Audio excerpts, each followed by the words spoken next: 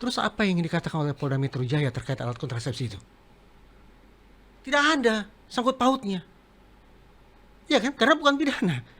Kita itu kemarin ya disuguhkan walaupun sudah fakta yang ada lengkap sekali, tetapi saya yakin masih ada yang fakta yang di skip. Jangan lupa kalimat pembukanya adalah ini isu privat. Ini bukan isu pidana.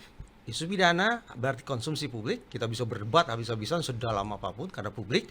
Tapi karena isu privat, apa boleh buat hari ini kita harus berbincang dengan pagar-pagar yang lebih ketat daripada sebelumnya. Ketika sudah mulai masuk ke ranah yang sifatnya pribadi, saya memilih untuk tidak berkomentar sama sekali. Penyelidik memberikan informasi itu ke Pak Arianto bahwa sebetulnya handphone itu sengaja dibuang oleh almarhum untuk menghilangkan jejak. Saya dengar kayak gitu, dalam gelar kayak gitu.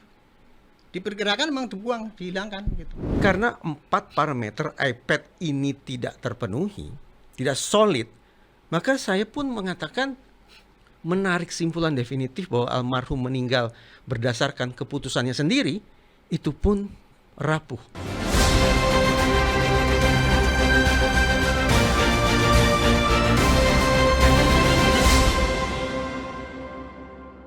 Halo teman-teman, ketemu lagi di podcast Si Paling Kontroversi. Dan kali ini Si Paling Kontroversi kita masih mengangkat seputar kasus kematian diplomat Arya Daru Pangayunan.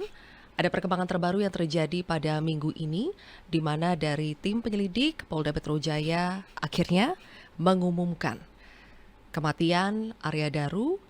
Apa kesimpulan akhirnya kita sudah dengar bersama. Ada kata-kata yang dipilih atau redaksional yang dipilih oleh kepolisian adalah tidak ditemukannya keterlibatan orang lain dan belum ditemukan peristiwa pidana dalam kasus kematian Arya Daru. Di sini saya akan membahasnya karena kalau kita amati ternyata setelah digelar konferensi pers pun netizen publik masih banyak tidak percayanya dengan banyak penjelasan yang diberikan oleh polisi. Di sini saya sudah menghadirkan ada penasihat ahli Kapolri, Irjen Pol Purnawirawan Arianto Sutadi. Pak Arianto, apa kabar? Baik, terima kasih Mas Evi. Oke, Pak Arianto. Dan juga kita pernah undang untuk membahas kematian Arya Daru juga psikolog forensik Mas Reza Indragiri. Apa kabar Mas Reza? Apa kabar? Baik. Mas Reza, karena sebelumnya kita sudah pernah membahas ini, saya mulai dulu dari Anda. Oke. Mungkin salah satu pernyataan yang paling menarik perhatian pada saat Selasa kemarin itu adalah kesimpulan bahwa Arya Daru mengalami burnout, kemudian compassion fatigue, dan dinamika psikologis yang kompleks di masa-masa akhir hidupnya. Saya langsung Mas Reza, bagaimana menjelaskan aktivitas-aktivitas yang dilakukan Arya Daru sebelumnya di hari itu. Ketika dia berbelanja di mall untuk persiapan dinas dia ke Finlandia, kemudian dia masih memesan taksi dan sebetulnya ingin menuju ke bandara, sudah memegang tiket ke Jogja untuk menemui keluarganya. Jadi apa yang bisa menjelaskan kaitan bahwa dia mengalami burnout, compassion fatigue dan sebagainya dengan aktivitas terakhirnya itu? Sayangnya nih, di pertanyaan pertama pun saya tidak mau jawab. Kenapa? Begitu Polda Metro Jaya menyebut bahwa almarhum meninggal bukan akibat peristiwa pidana atau perbuatan pidana, maka saya bernalar bahwa serta-merta ini menjadi isu privat. Kehidupan dan kematian almarhum menjadi isu privat. Di dalam psikologi, tidak ada pembenaran untuk menceritakan tentang kondisi psikologi seseorang ketika tidak berurusan dengan pidana. Jadi ketika misalnya seorang ahli psikologi melakukan pemeriksaan dan tidak ada konteks pidana di situ, maka sekali lagi ini merupakan kerahasiaan yang harus dijaga. Apakah ini sebuah aturan main luar biasa? Tidak. Di profesi lain seperti kedokteran pun saya yakin ada katakanlah standar kepatutan atau etika yang kurang lebih sama. Karena itu Mbak Zilvia, ketika ditanya ke saya hal ihwal terkait dengan profil psikologis almarhum, mengingat sekali lagi almarhum tidak berkaitan dengan peristiwa pidana apapun, tidak ada lagi konteks pidana dalam kasus ini, maka izinkan saya untuk tidak menjawab pertanyaan itu. Profil psikologis itu sebetulnya bukan lahir dari pertanyaan saya saja Mas Reza, tapi justru itu dijelaskan sebetulnya di konferensi kemarin. Karena itulah Oleh saya Apsifor. terus terang begini, ada dua hal yang ingin saya sampaikan terkait dengan konferensi pers. Pertama, Terus terang memang pada beberapa kesempatan saya berkomunikasi dengan Polda Metro Jaya dan juga dengan Kompolnas. Saya katakan bahwa seandainya, saya tandaskan ya, seandainya almarhum memang meninggal bukan akibat pidana, maka cukup redaksionalnya sampai di situ. Bahwa sekali lagi, almarhum kurang lebih kalimatnya meninggal bukan akibat peristiwa pidana. Tidak usah dirincikan lebih jauh. Itu yang disampaikan kepada publik. Walaupun sesungguhnya memunculkan pertanyaan susulan. Lah, kalau bukan meninggal akibat peristiwa pidana, lantas apa?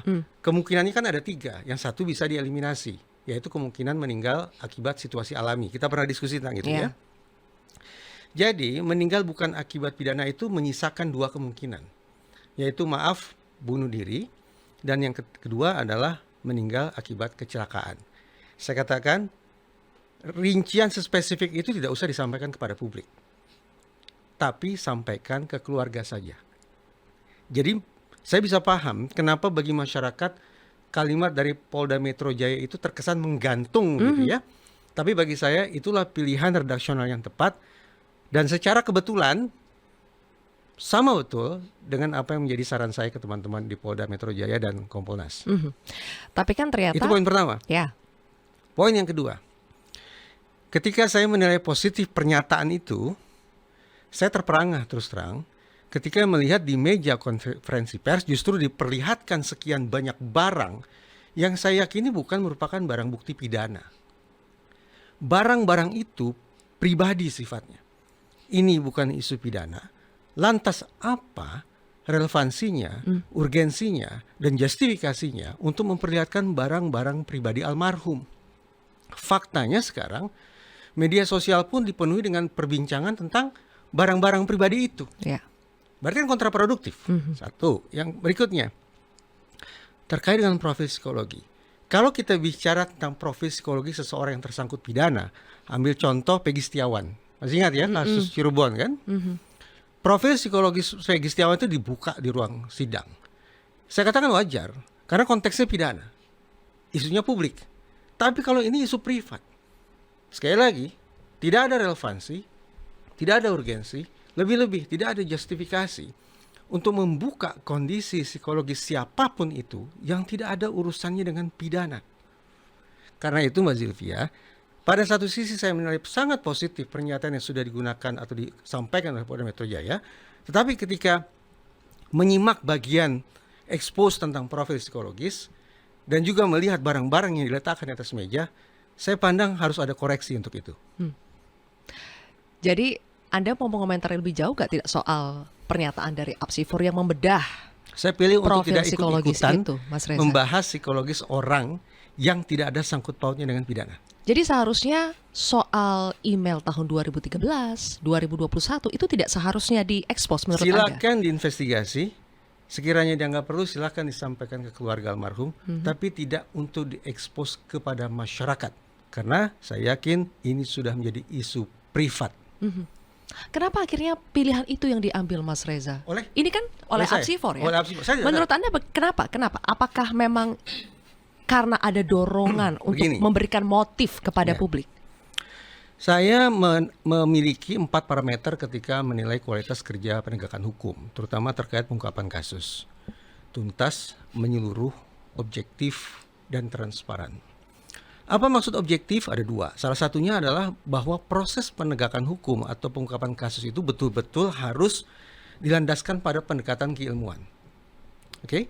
Itu objektif saintifik. Dan berikutnya transparansi.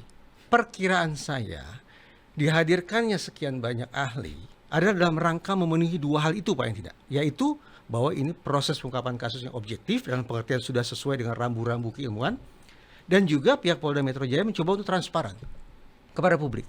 Tidak ada yang dirahasiakan, tidak ada yang rekayasa dan seterusnya. Tetapi sekali lagi, objektif dan transparan terkait dengan pengungkapan kasus, terkait investigasi, saya dukung sepenuhnya. Tetapi ketika disampaikan kepada publik, sepatutnya ada batasannya, agar kemudian pernyataan itu tidak berefek kontraproduktif, entah bagi masyarakat, entah itu bagi publik, entah itu bagi teman-teman di Kemlu, entah itu bagi otoritas kepolisian sendiri. Oke.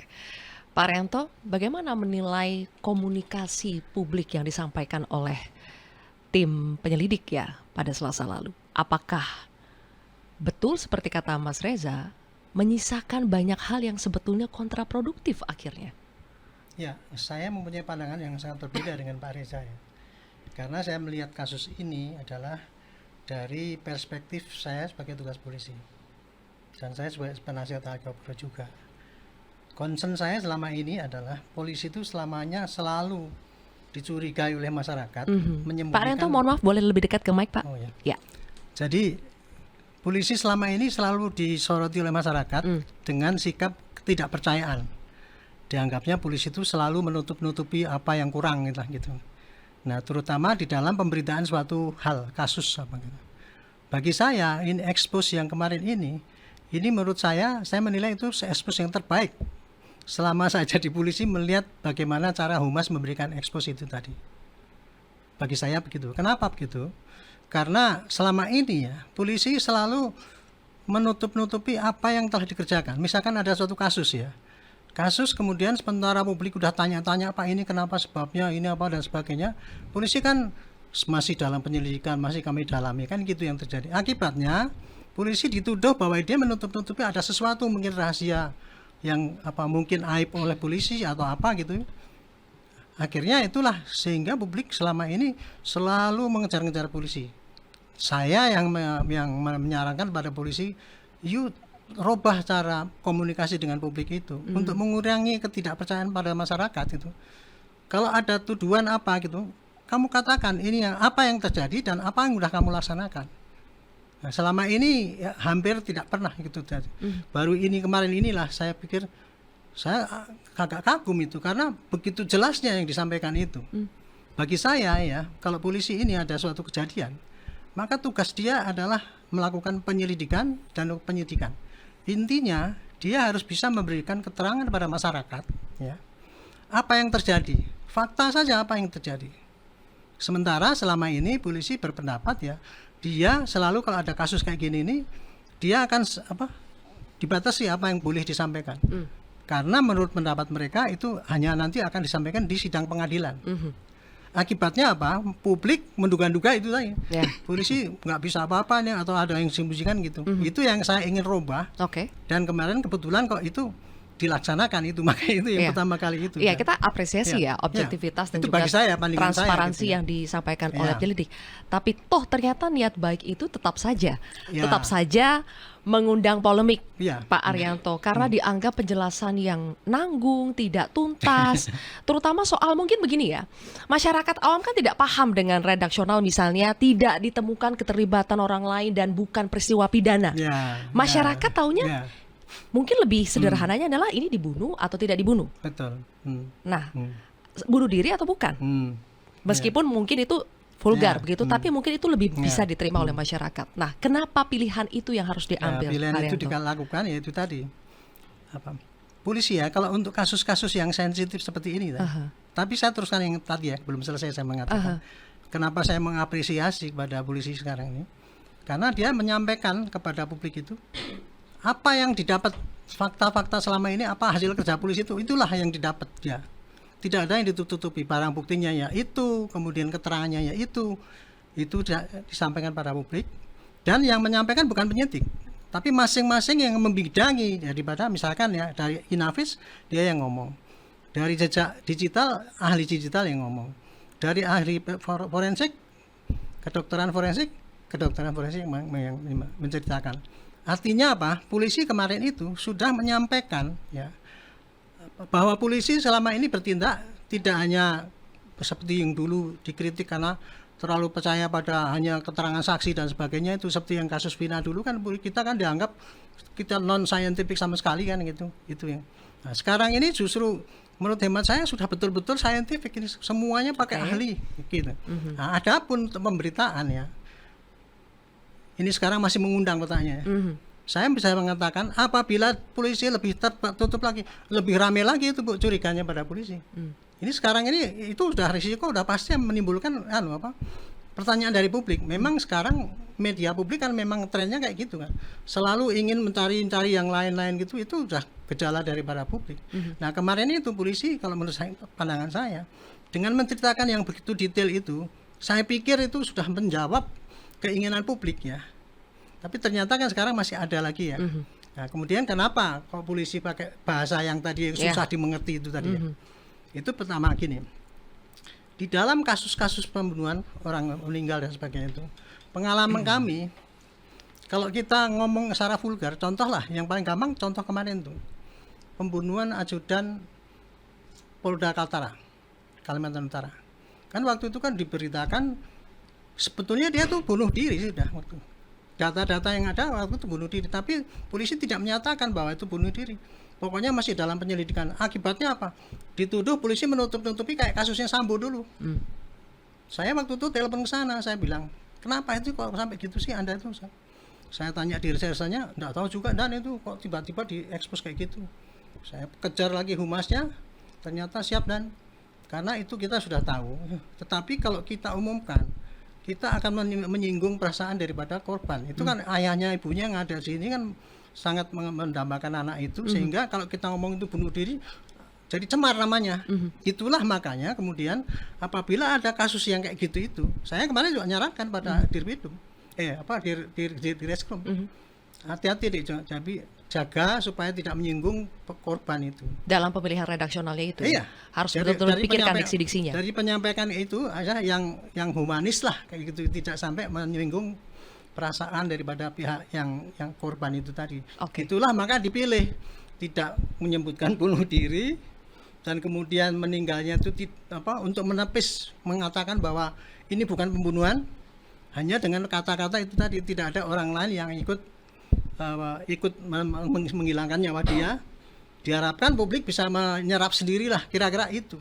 Jadi ketidak terus terangan sama sekali itu tadi, itu dalam rangka karena ada kaitannya polisi masih menjaga sentimen dari keluarga itu, kira-kira gitu. Baik, Mas Reza, di satu sisi polisi ingin menjaga perasaan dari keluarga, tetapi di sisi lain ada sejumlah barang bukti pribadi yang digelar, kemudian ada penjelasan soal jejak digital, riwayat psikologi forensik itu disampaikan dengan cukup terbuka, sehingga pada akhirnya publik menyimpulkan apakah dia stres, apakah dia depresi, apakah memang sudah lama pengen punya niat untuk bunuh diri, itu disampaikan. Apakah itu justru kontradiktif dengan sebetulnya niat untuk menjaga perasaan keluarga, dan terbukti sekarang keluarga justru tidak terima dengan penjelasan itu? Karena itulah tadi, kalau sebatas bicara tentang pernyataan Dirkrimum, isinya simpulan bahwa almarhum meninggal dan seterusnya, itu saya pandang kalimat yang bagus. Saya tidak ada persoalan dengan pernyataan lisan itu. Secara kebetulan, entah tidak, bersesuaian betul dengan usulan yang saya sampaikan kepada mereka. Tapi saya mempersoalkan di displaynya barang-barang yang kemudian justru saya yakin tidak akan bisa menjelaskan juga tentang sebab musabab almarhum ini meninggal dunia. Contoh ya, ini maaf betul dengan segala hormat. Salah satu barang yang di display apa, Mbak Zilvia? Alat kontrasepsi. Terus apa yang dikatakan oleh Polda Metro Jaya terkait alat kontrasepsi itu? Tidak ada sangkut pautnya. Ya kan? Karena bukan pidana. Nah, keberadaan alat kontrasepsi dan pelumas dan segala macam, inilah yang memantik akhirnya kasak kusuk yang menurut saya sudah bisa jadi justru memojokkan, sangat peyoratif terhadap almarhum dan keluarga almarhum. Demikian pula pernyataan atau informasi deskripsi tentang profil psikologis. Saya harus garis bawahi ini, Mbak Zilvia, supaya tidak ada salah kaprah. Mari kita bedakan antara authority dengan responsibility. Terkait dengan otopsi psikologis, Polda Metro Jaya memberikan authority, artinya memberikan kewenangannya kepada Apsifor untuk melakukan pemeriksaan. Tidak ada yang salah dengan itu. Tapi yang saya sesalkan, kenapa Apsifor juga dikondisikan sedemikian rupa, diposisikan sedemikian rupa untuk membuka hasil otopsi psikologis tentang orang yang meninggal bukan akibat pidana. Itu. Apakah saya sedang menyalahkan Apsifor? Sama sekali tidak. Mereka dapat authority dari Polda Metro Jaya, tapi responsibility tetap ada di Polda Metro Jaya. Karena itu, koreksi yang saya sampaikan ini tidak saya tujukan kepada Apsifornya, tapi kepada Polda Metro Jaya. Jadi tolong dibedakan, saya tidak sedang mempersoalkan pernyataan. Terkait pernyataan tidak ada perbedaan pandangan atau penilaian antara saya dengan Pak Arianto. Itu sangat positif, itu sangat memadai, itu sangat penuh dengan empati terutama sekali terhadap keluarga almarhum. Tapi terkait display barang-barang, bukan barang bukti ya, di barang-barang pribadi plus dieksposnya profil psikologis seseorang yang tidak ada sangkut pautnya dengan pidana, saya memilih untuk tampaknya ke depan cara-cara seperti itu perlu dikoreksi. Dua hal itu, Pak Arianto. Soal deskripsi profil psikologis dan juga barang-barang pribadi. Ya. Bagaimana menjawab itu, Pak justru Arianto? berbeda pendapat juga kan. Kalau saya ya, itu tadi kan basicnya adalah memberitahukan pada masyarakat apa yang didapat oleh polisi dari penyelidikan ini dan dari apa yang karena begini ya, kalau kita mengungkap suatu kejadian itu dasarnya adalah ada barang bukti yang ada di lapangan itu. Kalau istilahnya Pak Susno, barang bukti itu yang akan bicara. Kemarin itu sudah ditempuh itu. Dan menurut saya itu bagus karena apa? Semua barang bukti yang didapat digelar di situ. Yang menerangkan barang bukti itu adalah yang bersangkutan. Jadi barang bukti yang terkait dengan masalah di sidik jari Inavis yang ngomong. Barang bukti yang real CCTV dan sebagainya itu yang ngomong ahli cyber ya gitu. Dan kemarin itu yang ngomong pun itu, yang menjelaskan pun itu bukan penyidik kan, ahli yang ada itu. Nah kalau tadi dikoreksi oleh Pak Indra Giri ya bahwa itu kan namanya apa istilahnya itu pelanggaran daripada etika apa saya tidak tahu ya. Itu mestinya yang harus tahu itu ahli itu, yang mana yang saya bisa omongkan dalam kasus ini, apa yang tidak. Dalam hal ini saya yakin para penyidik tidak bisa mengendalikan, Pak nanti omong ini ya, omong ini nggak bisa. Pasti dia ngomongnya, Pak tolong transparan, sampaikan menurut pandangan Bapak, supaya nanti polisi nggak dianggap menutup itu lagi. Itulah yang terjadi yang kemarin ini menurut saya. Tapi salah satu yang saya masih hanya menduga ya, pasti penyidik akan menyatakan tadi bukti kontrasepsi itu tadi ya ada di situ, tapi tidak dijelaskan. Iya. Karena itu tadi menyentuh sangat pribadi ya, tidak dijelaskan di situ. Gitu. Tapi sebenarnya wajib di display, Pak. di display Bang, kan Itu wajib. Kalau barang bukti kan apa adanya. Barang bukti apa saya tanya? Ya apapun yang didapat Pak, apapun yang didapat yang bisa menunjuk menjelaskan cerita itu. Kita bohong dong kalau kita menemukan itu kemudian kita tutupi gitu. Izinkan saya bertanya, Pak Ya. ya. Kalau disebut sebagai barang bukti, Ya. kalau bagi saya kosakata yang tepat adalah itu barang, bukan barang bukti. Karena kalau barang bukti, sekarang saya tanya, itu membuktikan apa? Alat kontrasepsi itu membuktikan apa? Saya tidak mengatakan gitu kalau itu ya Pak. Tidak ada nilai bukti pada Barang bukti itu Pak. Gini Pak. Barang bukti itu adalah barang-barang yang ada ditemukan dalam tahap penyelidikan ataupun penyidikan. Oke. Nah, polisi akan menyatakan apa yang didapat. Itu harus kalau menurut saya. Dia jujur. Tidak bisa dong dia yang mengatakan bahwa ini barang ini memang kemungkinan ada jawaban atau dia akan bicara seandainya ditanya ini apa artinya apa gitu ya. Itu kita harus jujur apa bukan. Cuman kemarin itu ya diterangkan oleh para ahli psikologi ataupun siapa yang menerangkan bidangnya masing-masing itu pasti bagi saya pasti disaring juga itu. Yang kira-kira ini barang bukti ini nanti kalau diuraikan ini bahwa ini barang bukti ini berarti ini kemungkinan ini ada ini kasus gini itu namanya itu tadi melanggar etika kan, jadi melanggar perasaan yang bersangkutan, makanya disaring Apa yang bisa dijelaskan, disaring yang apa yang kira-kira tidak. Dari barang-barang yang digelar. Iya, nggak yang dijelaskan penjelasannya itu, tapi barang yang digelar ya apa adanya kan, memang dapatnya itu, maksud kita nggak boleh menggelar barang yang didapat Dan itu tidak maksimal. semua barang yang digelar itu harus dijelaskan ini Ya, maknanya apa, ini relevansinya apa. Tapi yang penting yang publik itu sudah bisa mendapatkan penjelasan yang sejelas-jelasnya mengenai apa yang terjadi gitu. Kenapa kok barang itu ada gitu ya? Kita tahu ya, pasti kita umumkan pun pasti ada yang nggak puas. Seperti kemarin contoh ya, saya talkshow dengan di TV, kemudian ada salah satu ibu profesor itu mengatakan mestinya dicari dong itu latar belakangnya ini, karena beliau nggak lihat apa penjelasan daripada kemarin Bareskrim kemarin. Nah saya jawab, Bu, sudah dijelaskan oleh itu latar belakang 5 tahun yang lalu begini baru itu. Terus kemudian lagi jadi gitu. Kalau itu tidak dijelaskan dan itu tidak diterangkan pada publik, pasti akan menimbulkan pertanyaan bahwa diduga polisi yang menutup-nutupi. Itu kuncinya itu tadi. Jadi makanya saya kemarin, tapi kalau kemudian ada koreksi Pak Zilhantin ini bahwa ini melanggar etika atau apalah sehingga bisa menyebutkan itu. Tetapi kalau dalilnya tadi bahwa ini bukan perkara pidana dan barang pidana itu ada apa? Barang bukti adalah untuk bukti pidana, dan kesimpulan daripada ini tidak ada pidana, saya tidak sependapat. Karena menurut saya yang harus digelar daripada temuan itu ya apa aja, semuanya harus digelar.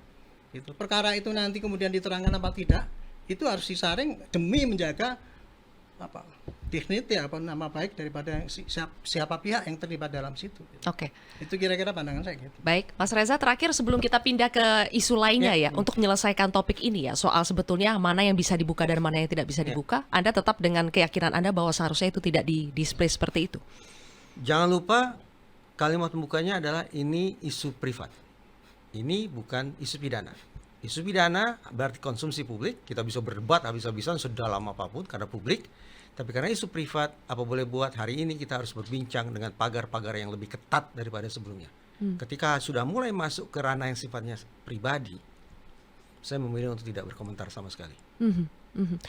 Mas Reza, sebelumnya kita pernah bahas soal waktu itu Anda juga membedah 1, 2, 3, 4 kemungkinan-kemungkinan yang bisa terjadi. Kalau kesimpulannya adalah ini bukan pidana, berarti apakah Bukan ini kalau, definitif ini bukan pidana. karena ini bukan pidana, apakah kita bisa mengatakan bahwa ini adalah bunuh diri yang memenuhi unsur iPad yang pernah waktu itu Mas Reza jelaskan? Di belakang kepala saya, kenapa saya memberikan usulan ya tentang kalimatnya dibikin seperti itu, bahwa ini bukan akibat perbuatan pidana. Karena ketika katakan harus dikejar lebih jauh, lantas kalau bukan pidana ini masuk situasi yang mana? Situasi alami kita kesampingkan, tersisa 2, bunuh diri ataukah kecelakaan. Untuk sampai pada sebuah simpulan definitif untuk bunuh diri pun, saya pikir masih gampang. Kenapa? Kembali ke 4 parameter yang pernah kita diskusikan sebelumnya, Mbak Zilvia sudah sebut barusan, iPad. Menurut saya dari 4 parameter itu tidak terisi seluruhnya. Tidak memadai untuk kemudian memandu kita bernalar, oke, ini adalah seseorang yang memutuskan untuk mengakhiri hidupnya. Demikian pula kalau kita bicara tentang kecelakaan, salah-salah semakin vulgar perbincangan, spekulasi semakin liar, malah kontraproduktif juga. Karena itu kalimatnya memang berhenti sampai di situ. Namun sekiranya Polda Metro Jaya punya ketetapan hati untuk mengatakan sesungguhnya ini meninggal akibat situasi yang mana, 1, 2, 3, 4 situasi yang mana, cukup dikomunikasikan ke keluarga saja. Seperti itu. Kalau bagi saya, mau disimpulkan secara definitif, absolut, ini adalah almarhum memutuskan untuk mengakhiri hidupnya sendiri, 4 parameter tidak terpenuhi semua. Yang mana yang tidak terpenuhi, Mas Reza? Contoh I. Ya, kita bisa diskusi ya. Misalnya begini, I. Apa itu? Ideas. Gagasan, pemikiran, perbincangan, posting media sosial, komunikasi email, komunikasi WhatsApp, narasi apapun yang warnanya gelap, ya, yang bisa kita tafsirkan sebagai keinginan orang untuk berpisah, meninggalkan dunia dan seterusnya. Dari pengumuman dikatakan ada komunikasi via email tertentu. Pertanyaannya, itu email tahun berapa? Sekian tahun silam. Bahkan ada yang lebih dari 12 tahun lalu, Mas. 12 tahun lalu. 2013. Anggaplah almarhum ternyata meninggal akibat keputusannya sendiri. Bagaimana penjelasannya sebuah komunikasi yang gelap 12 tahun lalu, pelaksanaannya baru sekarang? Proses pembuatan keputusannya seperti apa? Kan tidak terbaca. Jadi ada sebuah, katakanlah ada sebuah deep factor. Saya bicara agak teoritis ya. 3 level analysis, 3 lapis analisis. Faktor dalam, faktor menengah atau faktor pembiasaan, dan faktor pemicu. Komunikasi yang berlangsung belasan tahun lalu itu, saya posisikan sebagai faktor dalam. Faktor pembiasannya apa? Saya tidak tahu. Faktor pemicunya, saya lebih tidak tahu. Faktor pemicu yang saya maksud adalah proses pembuatan keputusan pada masa-masa genting, jam-jam terakhir itu apa? Sehingga membuat seseorang memutuskan, oke, saya tidak punya cara lain Triggernya berarti. untuk menyelesaikan masalah ini dengan mengakhiri. Terakhirnya. Pemantik, trigger itu. Komunikasi belasan tahun lalu itu hanya bisa menjelaskan tentang deep factor, faktor dalam, tapi tidak sungguh-sungguh memberikan pondasi yang utuh lagi kuat. Tapi Untuk berulang kemudian lagi tuh Mas Reza di tahun 2021. Saya katakan berulang kalinya berapa kali coba saya tanya. Untuk dikatakan sebagai faktor pengondisian, faktor pembiasaan, itu 2 atau 3 kali komunikasi. Apakah seseorang yang katakanlah depresi, kemudian mencoba menyampaikan isi hatinya tentang mengakhiri hidupnya 2-3 kali saja? Saya tidak membayangkan itu cukup. Jangan salah tafsir kalimat saya ya. Saya tidak sedang mengondisikan orang untuk kemudian berlama-lama membiarkan dirinya dalam sebuah penderitaan psikis. Saya tidak mengatakan itu. Tetapi untuk disebut sebagai faktor pembiasaan atau faktor pengkondisian pun belum cukup kuat, belum cukup banyak data itu. Lebih-lebih sebagai faktor pemicu. Karena itu saya lebih memilih untuk memasukkan komunikasi gelap sekian belas tahun lalu itu sebagai defektor. Dengan demikian, ada 2 faktor lain yang tidak terjawab, yang tidak terisi. Ini kita baru sebatas bicara ideas. Bahwa ternyata adanya percikan-percikan pemikiran gelap, bahkan percikan komunikasi gelap itu pun menurut saya baru mengisi 1 faktor saja dari 2 faktor lainnya. Saya tidak sedang bermaksud untuk mempersulit Mbak Zilvia. Saya ingin mengatakan simpulan apapun yang diambil pada akhirnya harus sungguh-sungguh terukur. Kita punya parameter yang jelas, punya panduan berpikir yang jernih, sehingga apapun yang kita sampaikan, betapapun mengundang kontroversi, tapi kita bisa bertanggungjawabkan ini adalah sebuah simpulan yang kami tarik secara terukur dengan parameter yang jelas. Ini dia parameternya. Begitu. Baru sebatas I. Belum lagi kita bicara P. Orang kan menafsirkan, oh almarhum berada di rooftop berarti untuk apa? Mau terjun? Boleh jadi. Pemikiran kita ini masih diwarnai dengan kenang-kenangan sebelumnya. Di sekitar Jakarta ini, berulang kali ada orang yang mengakhiri hidup mereka dengan cara lompat dari tempat tinggi. Sehingga begitu kita melihat tayangan seseorang berada di rooftop dan sekarang sudah tidak hidup lagi, kita pun langsung terbangkitkan ingatan, inilah penanda orang yang sedang merencanakan untuk mengakhiri hidupnya. Faktanya apa? Kita pindah ke A, action. Apakah almarhum lompat dari tempat tinggi? Faktanya tidak. Sudah tidak sinkron kan berarti IPAD sudah tidak sinkron satu sama lain. Bahkan ada I yang menurut saya isian tidak begitu cukup juga gitu.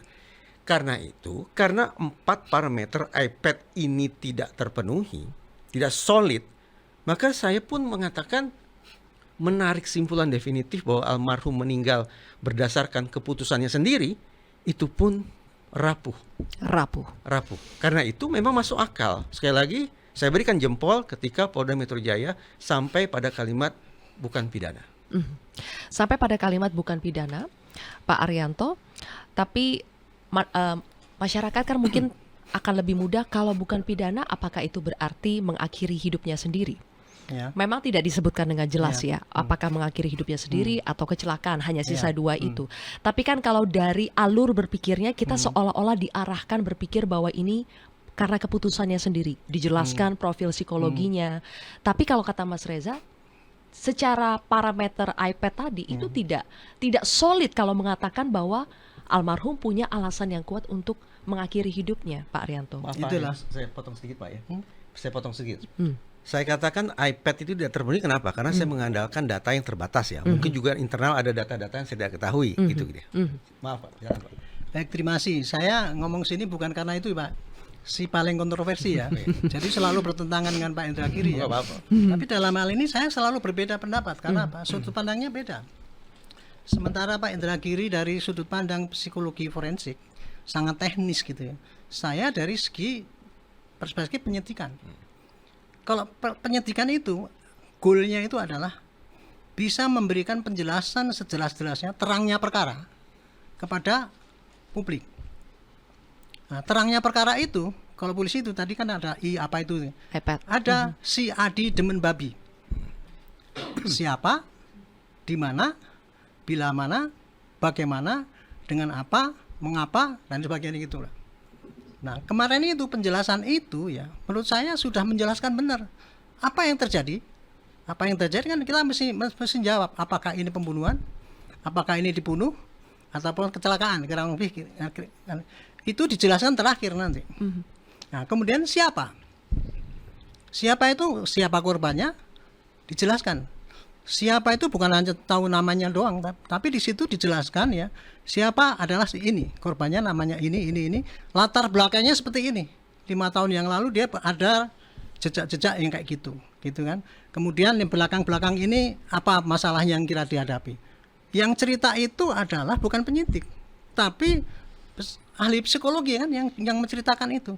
Kemarin itu menjawab bahwa itu Ibu Profesor yang tanya pada saya, kan mesti ditanya itu Pak latar belakangnya dulu. Sudah, yang cerita itu kan 5 tahun yang lalu kan itu. Oke, kemudian kejadian terakhir bagaimana? Dari keterangan psikologi itu sendiri itu bisa menjelaskan kepada siapa ya, siapa orangnya itu, latar belakangnya bagaimana, dan kemudian nanti akan menjurus pada kaitannya dengan ketika kita menjelaskan bahwa dia itu mati bunuh diri ya, kasarnya kayak gitu. Jadi kan dengan adanya penjelasan yang detail mengenai siapa itu tadi latar, kan apa tidak ujuk-ujuk ya. Nanti kalau seandainya kita polisi ngomong gitu, kan polisi nggak percaya bahwa itu akhirnya seperti itu gitu. Jadi semua kayak gitu ya. Cuman begini masalahnya kita di sini ya.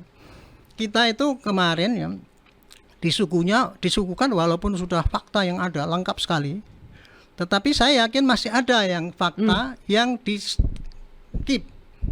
Contoh, ya di-keep. Contoh, hilangnya handphone. Kan dibilang kan hilangnya gitu kan. Itu kan handphone itu hilang kan, habis ngomong-ngomong dengan itu, kemudian off langsung hilang kan gitu kan. Apa yang bisa kita terangkan kepada publik? Penyidik waktu mengatakan itu pasti sengaja dibuang, dihilangkan jejaknya. Itu dari kacamata penyidik ya, untuk menghilangkan jejak-jejak dia itu. Tapi kalau saya berpendapat, karena kalau temuan itu ya mengenai itu yang sangat sensitif menyangkut pada pribadi orang itu. Tentang Bill lah katanya gitu. Itu yang dia tidak mau diekspos di situ, karena kalau diekspos itu nanti kan akan memalukan sana, dan kita harus lebih panjang lagi anunya seberapa kan gitu. Tentang apa Pak? Ya Pak. Handphone hilang itu Pak. Tentang apa isinya? Motif. Itu adalah kunci jadi untuk mengungkap motif sebenarnya. Iya, jadi informasi yang jelas itu tadi Pak, pasti ada yang di-keep, tidak semuanya dikasihkan, sehingga mengurangi seperti tadi Pak Hendra. Kira kan ini kalau dulu kan gini, apa berarti kan nggak ada sebab yang terkait tuh, misalkan kalau dulu itu tadi kan gitu. Itu kan karena itu Pak, karena informasi yang kita terima sekarang ini masih belum utuh seluruhnya, saya yakin. Pemantik terakhirnya. Iya. Pemicunya kenapa kok dia masih gitu? Trigger kan terakhirnya. hanya ahli psikologi kita cuma ngomong gini ya. Ini orangnya hebat. 2013, 2021. Pertama kelebihannya dia lah, orangnya kerja keras, karakter baik, positif, karakternya positif, tapi dia punya kelemahan kan itu kan. Kalau dalam stressing dia ini, kemudian dari data-data yang ada dia akan ada permasalahan yang besar kan gitu kan.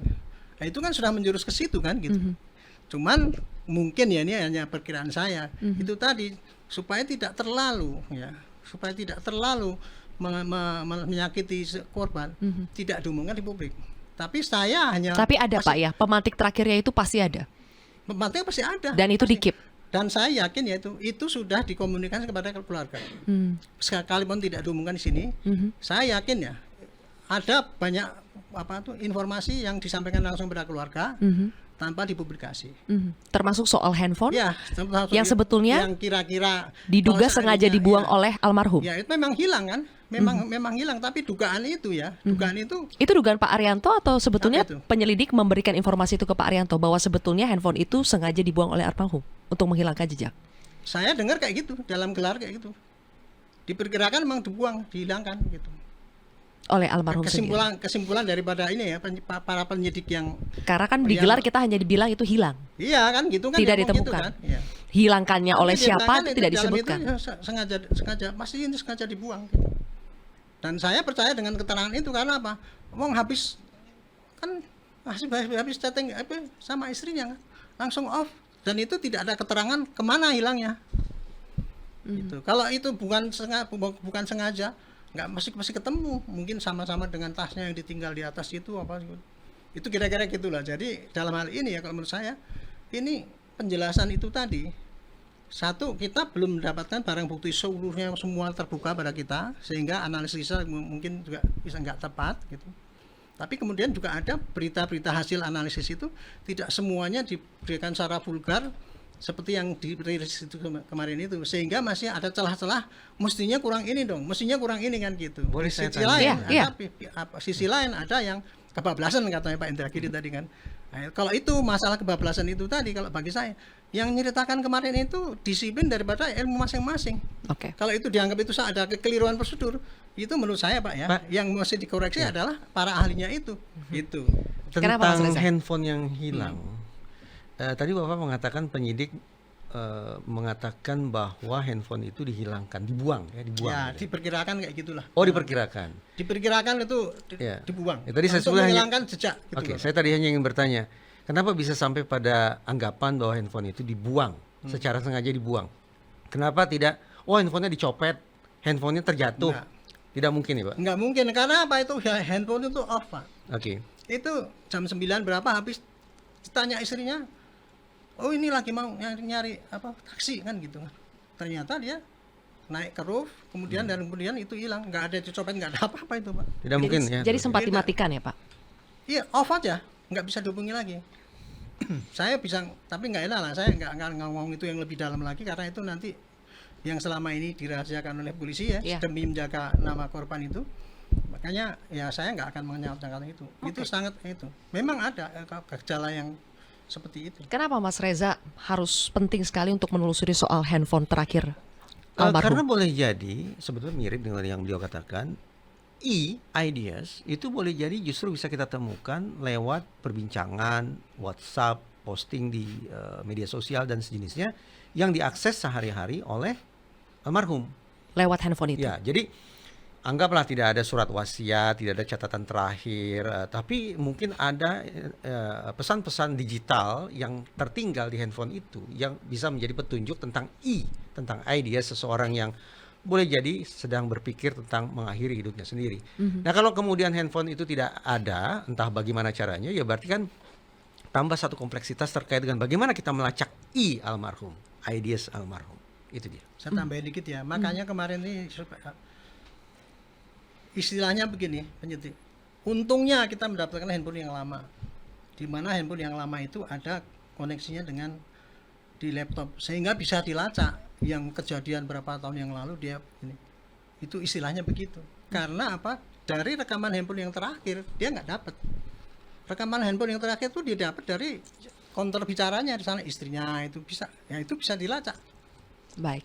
Gitu. Pak Kira Rianto, itu. tidak hanya soal motif yang masih banyak dipertanyakan, tapi soal kesimpulan bahwa tidak ada pidana. Saya ingin sedikit menyentuh soal itu, Pak Rianto, meskipun kita sudah dengar ya penjelasannya dari DNA, sidik jari, CCTV, semuanya dibedah.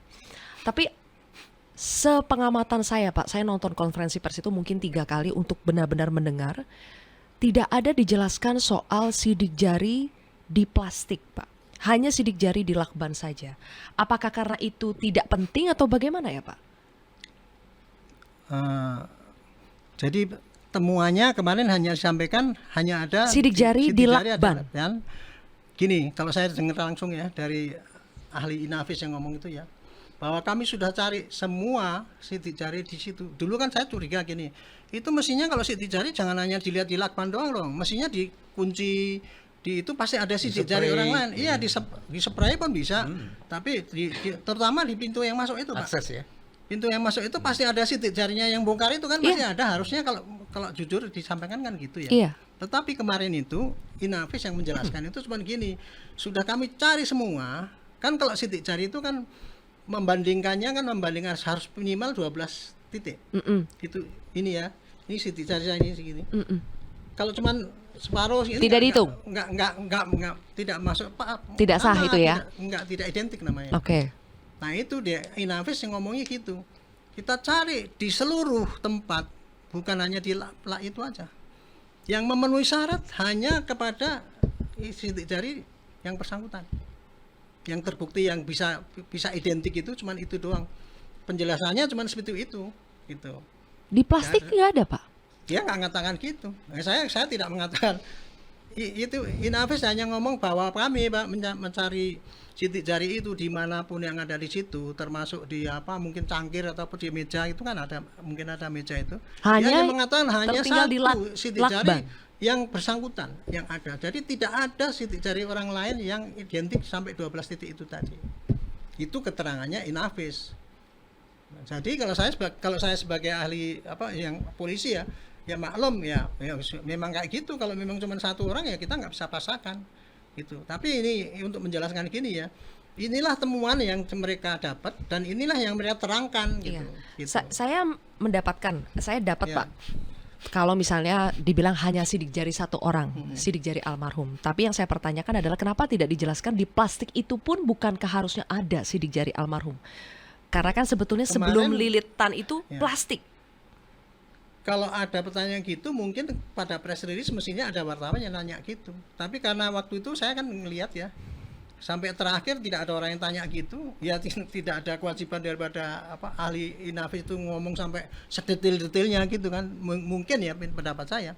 Inavis sudah ngomong gitu itu tadi sudah membuktikan bahwa dia sudah kerja maksimal. Itulah yang dia didapat. Karena memang gini ya, Inavis itu tujuannya adalah ini mencari ada nggak sidik jari orang lain di situ. Di ruangan itu bukannya di plastik saja gitu. Padahal sidik jari yang paling potensial yang didapat itu pasti di lilitan itu, karena di lilitan itu kan putih ya, sempurna itu dan baru dilekatkan. Sedangkan kalau orang yang pegang-pegang di pintu skala itu biasanya nggak sempurna itunya gitu. Dari gerak-gerik Arya Daru yang terekam CCTV, setidaknya yang kita bisa akses secara publik ya, Mas Reza, misalnya membuang sampah, itu apakah di situ juga bisa ditarik kesimpulan bahwa itu merupakan salah satu petunjuk bahwa tidak ada pidana di situ, karena ketika dia buang sampah dia sendiri. Kenapa kemudian saya masuk saya lagi. tertawa Mbak Zilvia? Konstruksi pertanyaan Mbak Zilvia ini mengingatkan saya pada Bang Hotman Paris yang berulang kali mempersoalkan masalah orang buang sampah. Dan berulang kali juga saya katakan saya tidak memiliki perspektif tentang bagaimana menjelaskan orang yang katakanlah bunuh diri dan dikaitkan dengan perilaku buang sampah. Saya tidak menemukan perspektif tentang hal itu. Alhasil, Tidak ada teori psikologi forensik yang bisa menjelaskan itu ya Mas Reza ya? apa buang sampah sebagai indikasi orang mau bunuh diri. Saya tidak pernah menemukan teori Atau atau dibalik hasil Mas itu. Reza, Yaitu apakah orang yang mau mengakhiri hidupnya masih sempat berpikir buang sampah? saya tidak tahu. Maaf, saya jangan salah kaprah. Saya tidak sedang menertawakan situasi ini. Betul, Saya sedang betul. menertawakan pertanyaan itu. Logika kan? Tidak tahu. Saya tidak punya perspektif. Sehingga barangkali tentang tindak tanduk, tentang gerak-gerik segala macam lebih bagus ditanyakan ke teman-teman yang ahli gestur. Tapi Saya ikut ketawa karena ini tadi orang buang sampah dikaitkan dengan orang bunuh diri. Itu salah besar itu, Bu. Kalau saya boleh menjelaskan. gimana itu Kenapa Pak? buang sampah itu ya? Buang sampah itu menunjukkan bahwa dia buang sampah kan? Iya, Nah, itu menuntun pada penyidik untuk lihat apa yang dibuang di situ. oke. Yang dibuang di situ apa? Zat-zatnya apa saja. Nanti dicocokkan dengan apa yang di dalam perut. Makanya kan otopsi itu kan lihat perutnya isinya apa gitu kan. Oke, jadi pasti Sinkron nggak? ada petunjuk di sampah Iya, itu. petunjuknya itu untuk Toksikologi masuk akal nih Pak ya. Iya, untuk membuktikan toksikologinya itu yang sampah itu. Apakah ada ini? Ya, Bekas apa botol, iya, obat gitu ya? yang dimakan tadinya apa? Kan Oke. gitu kan? Kan ada misalkan bungkus-bungkusnya apa. Nah, nanti dicocokkan ini, oh ini habis makan bubur. Apakah di dalam itu ada zat yang namanya bubur di situ? Atau misalkan kemarin dikatakan tidak ada pestisida, tidak ada cyanida, tidak ada dan sebagainya. Tidak ada narkoba. Sehingga menyimpulkan bahwa tidak ada hal yang mengakibatkan orang itu mati karena karena Obat yang diminum. bukan zat kimia ini. Meskipun ada ditemukan paracetamol dan CTM ya. Kalau itu paracetamol itu adanya kan ada di sini dan sebagainya. Itu untuk menunjukkan bahwa dia mengkonsumsi paracetamol itu banyak. Itu penyebab. Itulah yang menuntun bahwa orang itu mati bukan karena keracunan, bukan diracun. Dan bukan matinya kan napasnya kurang ya. Jadi sangat berkesimpulan bahwa itulah meninggalnya kayak gitu pasti dengan bukti-bukti yang ada itu. Itu kalau saya menjelaskan Masuk akal. Berarti itu. selain ahli gestur mungkin ahli toksikologi yang lebih Ya, relevan. toksikologi. Satu lagi Mas Reza, ini sekali lagi untuk memastikan sesuai dengan kesimpulan Polri bahwa tidak ada peristiwa pidana. Bagaimana juga menjelaskan tidak ada peristiwa pidana, tetapi misalnya dari posisi selimut yang kita lihat sangat sampai menutupi kepala. adakah penjelasannya, bagaimana menjelaskan kenapa selimut itu bisa sampai tetap di kepala seperti itu? Kalau kita awam mungkin kita pikir harusnya ada orang yang menyelimuti. Ini tidak ada. Bukankah tangan almarhum tidak dalam kondisi terikat, Betul. tidak sedang sakit, sehingga saya asumsikan bisa menggerakkan tangan secara leluasa. Tapi apakah benar selimut itu sampai menutup kepala atau tidak, saya tidak tahu. Saya tidak pernah lihat fotonya, sehingga saya tidak bisa memberikan tafsiran apa-apa terkait dengan selimut itu. Itu dari video yang kita bisa lihat, Ya, Pak saya boleh Arianto. jawab. Boleh, Pak Saya. Arianto. Adanya selimut di kepala itu ya, kalau dugaan saya kan gini. Kemarin juga menanyakan karena pertama kali dulu yang diberitakan kan tangannya diikat. Tidak sebenarnya. Dulu pertama kali saya ketika dengar itu, Pak, aduh ini susah buktikannya. Karena posisinya kayak gitu, Pak. Tapi ternyata kemarin begitu tidak diikat ya. Orang membantah, kenapa kok memang dia itu bunuh diri atau apa, kan orang menjelang gitu, selimutnya kan berantakan katanya gitu. Tapi dari hasil otopsi yang ada tuh, luka-lukanya di mana coba? Di gigi, di dalam sini. Yang kalau orang itu menahan sakit itu, kalau orang dioperasi kan kadang-kadang makan itu ya, ini Ganjal giginya. ganjal gitu. Ini yang remuk, dia gusi-gusinya tuh hancur kok. Oh, iya. Kemudian sini ya lebam-lebam. Jadi saya mendengar cerita itu daripada itu ahli patologi dan patologi ya, kalau ini histopatologi. Jadi kira-kira itu kerusakan tubuh itu apa sebabnya itu disebabkan gitu. Dan kemudian ternyata meninggalnya itu memang kurang O2 di Oksigen. pernapasan atas. Iya. Bukan O2 di sini, Pak. Jadi di atas itu. Jadi disimpulkan ketika dia itu menahan itu banyak gerakan-gerakan dan kemudian terbatas pada ini doang. Oke. Dan mungkin juga sampai selimutnya di gini kira-kira mungkin ya itu. Jadi itu yang mungkin terjadi. Itu kira-kira gitu analisa. Maka saya kemarin dengan cerita itu, waduh itu pertanyaan tadi bagaimana itu tadi terjelaskan, Bu. Jadi kira-kira dia matinya itu prosesnya kayak apa gitu.